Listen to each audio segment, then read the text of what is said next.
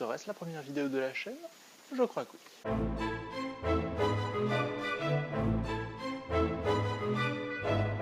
C'est parti pour la première vidéo de la chaîne. Aujourd'hui, nous allons nous parler d'histoire et nous allons nous intéresser à 5 énigmes de l'histoire de notre monde. C'est parti.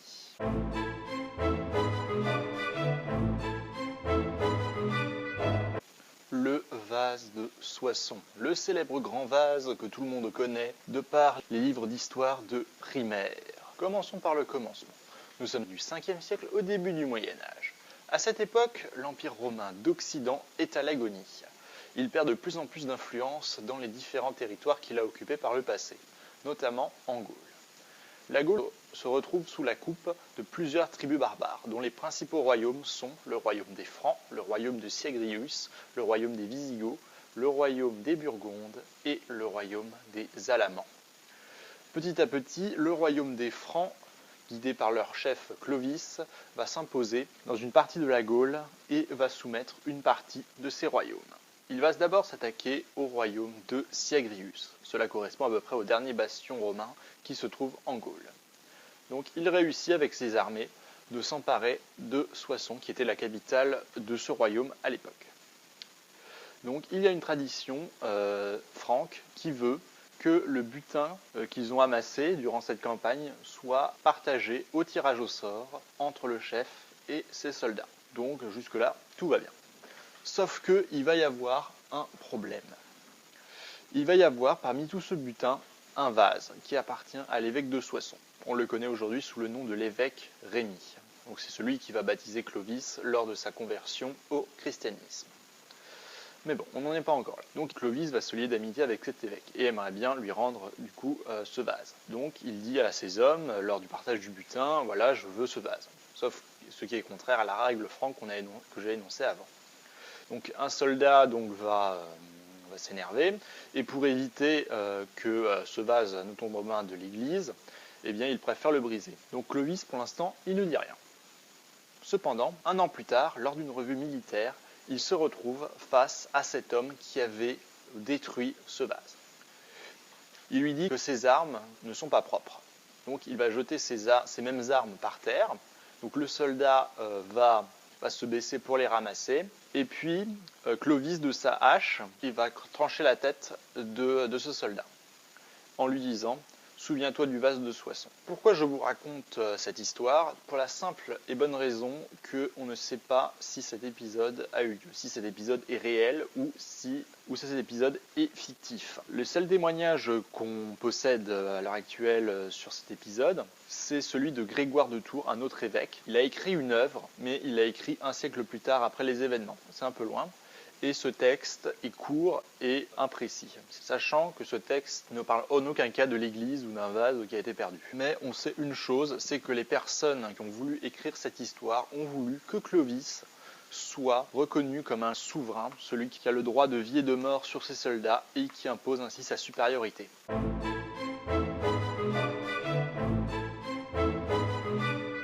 Le fameux trésor des Templiers, trésor qui a fait beaucoup parler de lui, encore aujourd'hui. Donc remettons-nous d'abord dans le contexte. Nous sommes en 1195, en plein Moyen-Âge. Le pape Urbain II a décidé de déclencher la première croisade. Son but est très simple, c'est d'aller récupérer Jérusalem, la ville sainte, aux mains des Turcs musulmans. Il fait appel aux soldats chrétiens d'aller libérer cette cité, car c'est là où le tombeau du Christ se trouve. Donc 2 ans plus tard, c'est chose faite, les chrétiens parviennent à récupérer Jérusalem. Cependant, il va y avoir un problème. Évidemment, après cette victoire, les chrétiens sont rentrés chez eux. Et donc, il n'y avait plus personne pour protéger les terres conquises. Donc, il est alors décidé de créer un ordre religieux et militaire chargé de protéger les pèlerins qui sont de nouveau en route pour Jérusalem. C'est l'ordre du Temple. Évidemment, ils vont suivre parfaitement leur rôle en Terre Sainte, sauf que après la prise de Saint-Jean d'Acre, les États latins d'Orient prirent fin. Donc évidemment, ces Templiers n'avaient plus du tout de rôle. Ils vont alors se tourner vers une autre activité. Une activité qui était alors inconnue. L'activité de banquier. Comme toutes les banques, ils accordent des prêts, ils ouvrent des comptes. Même le roi de France avait son compte. Philippe IV le Bel, donc le roi de France, était un petit peu jaloux des Templiers. parce que voilà, ils étaient plus riches que lui, et avec l'appui du pape de l'époque, Clément VII. Donc il a décidé de mettre en place de fausses accusations, donc on les a accusés de pratiques non religieuses. On n'est passé pas comme aujourd'hui. Donc du coup, ils ont tous été arrêtés en 1307. Ceux qui dirigent l'ordre vont être arrêtés, et dont Jacques de Molay, donc, qui était à l'époque le grand maître des Templiers, est enfermé dans une prison. Cependant, 2 personnes vont être brûlées au bûcher devant Notre-Dame de Paris. Donc évidemment, après leur arrestation, les officiers du roi ont décidé de fouiller chaque commanderie pour essayer de trouver ce fameux trésor des Templiers. Sauf qu'ils n'y trouvent rien, à part des papiers, mais qui sont sans importance. On n'a jamais retrouvé le trésor. Mais attendez, ce n'est pas terminé. Ce trésor refait parler de lui à la fin de la Seconde Guerre mondiale. Donc le jardinier et le gardien du château de Gisors, en Normandie, déclarent avoir trouvé une crypte contenant des sarcophages et 30 coffres en argent. Donc il dit qu'il avait trouvé enfin le trésor des Templiers. D'abord, on le prit pour un fou, mais après, en 1662, le ministre a décidé d'organiser des fouilles. Cependant, ces fouilles n'ont absolument rien donné, rien n'a été retrouvé. Donc on pourrait se demander si ce trésor a vraiment existé, s'il y a vraiment eu les sarcophages comme ce jardinier nous l'a expliqué. Alors moi j'ai ma propre hypothèse, mais cette hypothèse se rejoint avec de nombreux autres historiens. Quand on parle de trésor des Templiers, en fait on fait certainement allusion à l'argent ou à tout ce qui est en or. Mais ça peut très bien être une richesse immobilière. Chaque commanderie de Templiers avait au moins un peu d'argent, voilà, pour subvenir. Mais sauf que l'argent qu'ils recevaient, ils l'investissaient dans des commanderies ou alors dans des maisons. Donc on peut conclure que ce n'est pas une richesse en matière d'or, mais une richesse immobilière. D'après ce qu'on sait, ils avaient la moitié des maisons de Paris et de près de 2 millions d'hectares cultivés. C'est quand même pas mal.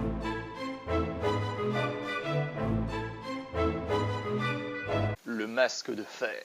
Encore une légende en France qu'on connaît à peu près tous. Nous sommes en 1661. En 1661 symbolise le début du règne personnel du roi Soleil, Louis XIV, après la mort du cardinal de Mazarin. Nous sommes à la prison de Pignerol. C'est là où se trouve le surintendant des finances déchu Nicolas Fouquet, qui était surveillé par le célèbre mousquetaire d'Artagnan. Mais il va être remplacé par Bénigne d'Auvergne de Saint-Mars. Mais après un beau jour, une personne arrive dans cette prison. Ordre est donné à Saint-Mars de surveiller ce prisonnier et qu'il n'ait aucun contact avec le monde extérieur ni avec personne d'autre que lui. Ces ordres précisent également que cette personne ne doit en aucun cas révéler son identité. Saint-Mars, il va changer plusieurs fois de prison et ce prisonnier va donc l'accompagner. Mais sauf que pour sortir, il va lui mettre un masque de fer pour éviter qu'on le reconnaisse. Il va passer par plusieurs prisons, comme la prison Sainte-Marguerite ou alors la prison de la Bastille. Et c'est là que ce fut son dernier voyage, puisque cet homme mystère meurt le 19 novembre et Saint-Mars mourra peu après. Donc Saint-Mars part avec tous ses secrets. Beaucoup d'historiens ont essayé de chercher qui était réellement ce masque de fer. Même Voltaire, le célèbre philosophe, a essayé de découvrir qui c'était. On a découvert que cette personne était Eustache d'Angers. Il a dû probablement voir des secrets d'État, tout simplement. Des dossiers confidentiels sur des personnes de la cour ou sur les relations internationales. Il a mis le nez là où il fallait pas et il s'est fait prendre.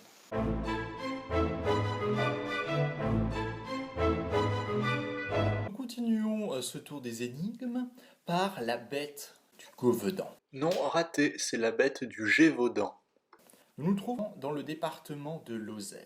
C'est un département tranquille qui est principalement rural, mais sauf que en 1764, une étrange bête fait son apparition et va faire des ravages.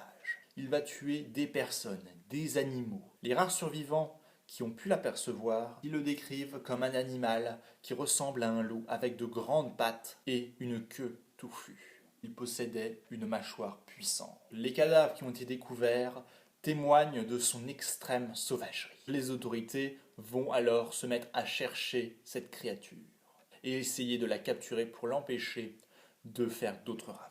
Cependant, cette région est très difficile à explorer du fait normalement de son immense forêt, donc c'est très difficile de trouver cette bête. Et les premières battues ne donnent rien.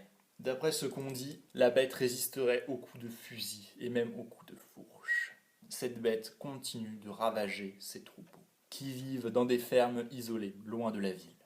Donc nous sommes à l'époque de Louis XV, donc évidemment le catholicisme a encore une profonde influence. On peut penser à une malédiction, qu'en réalité cette bête soit le fléau de Dieu pour les punir plusieurs péchés. Plusieurs personnes du diocèse de ce département doivent faire appel aux dragons. Les dragons, ce sont des soldats qui sont à pied, équipés de lances, et qui vont essayer de retrouver la bête et de la tuer. Donc ils chassent la bête durant le mois de septembre 1764. Sa description est d'ailleurs publiée dans la Gazette de France, le journal officiel du royaume. Ils permettent donc de l'identifier et évidemment de s'en protéger pour éviter qu'il fasse d'autres ravages. Cependant, de terrifiantes rencontres continuent de se produire. En janvier 1765, un groupe d'enfants le croise dans la forêt. L'un d'eux fait preuve de courage et protège ses amis. Le pouvoir royal le prend aussitôt pour un modèle. Il lui offre une prime de 300 livres, le livre c'était la monnaie de l'époque, et le destine à une carrière militaire. Les rumeurs les plus folles vont surgir dans cette population. Ils vont parler d'un homme qui se serait déguisé en bête. Le tueur masqué serait un certain Jean Chastel. Mais on pourrait se demander si cet homme serait le responsable de cette épouvantable tuerie qui a fait plus de 66 morts. Donc évidemment, le roi Louis XV commence à s'impatienter.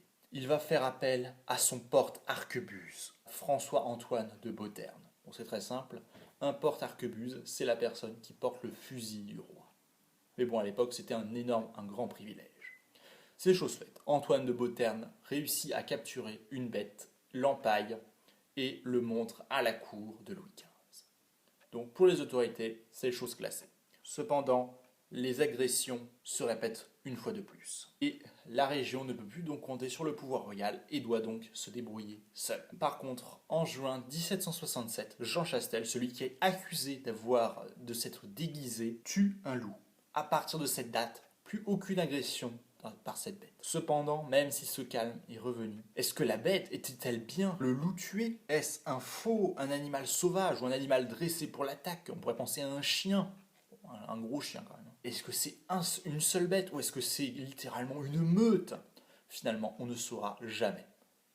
Jean Chastel a tué ce loup, puis plus rien.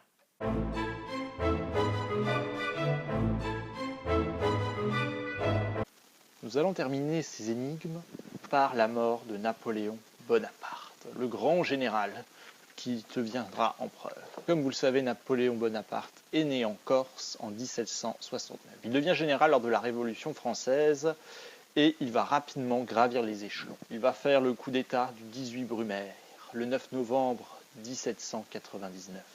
Il va devenir consul, puis en 1804, suite à ses victoires militaires, il va devenir empereur. Il va conquérir une grande partie de l'Europe. Mais suite à ces défaites, il est obligé d'abdiquer. Une première fois, on l'envoie sur l'île d'Elbe, puis à la suite de la bataille de Waterloo en 1815, il est envoyé à Sainte-Hélène où il va terminer sa vie. Il en profite sur cette île pour écrire ses mémoires. Cependant, il souffre de graves maux d'estomac et de nausées. Malheureusement, aucun médicament ne parvient à calmer cette douleur. Il meurt le 5 mai 1821 à 51 ans après une longue agonie. Une autopsie va donc nous montrer qu'il est mort d'un ulcère à l'estomac. Un ulcère, en fait, c'est une plaie profonde qui se trouve dans une partie du corps. Cependant, dans les années 1960, plusieurs grands médecins vont soupçonner que le Napoléon Bonaparte a été empoisonné à l'arsenic. Ils vont analyser un cheveu de Napoléon et vont trouver une quantité anormalement élevée de ce produit. Alors, est-ce que c'est quelqu'un qui aurait tué Napoléon? Sachant quand même que l'empereur prenait un médicament, la calomel, qui est à base de chlorure de mercure. Le mercure qui est également très toxique pour l'organisme. Cependant, les biographes de Napoléon ne prennent pas cette affaire au sérieux. Pourtant, le dentiste suédois qui a trouvé cette découverte, Sten Forshovud, désolé pour l'accent, il persiste à dire qu'il a été empoisonné. Il va être rejoint par le Canadien Ben Weider, qui confirme qu'une grande quantité de poison était présente dans un autre échantillon de cheveux étudié par les services scientifiques du FBI. Rien que ça. D'autres prélèvements vont avoir lieu et tous arrivent à la même conclusion. Il a été empoisonné. Et cependant, il a été empoisonné, mais par qui? On suspecte un général, Montolo. Tout simplement parce qu'il était inscrit sur le testament de Napoléon. Donc du coup, il a toutes ses raisons de vouloir le faire disparaître. Certaines personnes le voient comme un agent double, rallié à la cause royaliste et anglaise, donc aux ennemis de Napoléon. Pour d'autres, Napoléon est bien mort, empoisonné, mais d'une manière plus naturelle. Les hypothèses vont se multiplier jusqu'à accuser les pigments toxiques des papiers peints ou même la pollution de l'atmosphère confinée dans ces pièces. Malgré tous ces prélèvements, nos scientifiques sont actuellement incapables de savoir s'il a été empoisonné. Et voilà, c'est la fin de cette vidéo, j'espère qu'elle vous aura plu. Donc n'oubliez pas de vous abonner à cette chaîne, d'activer la cloche et de mettre un pouce bleu si vous avez kiffé cette vidéo. Donc dites-moi dans les commentaires si vous voulez un épisode 2. Allez, à bientôt tout le monde, bye bye.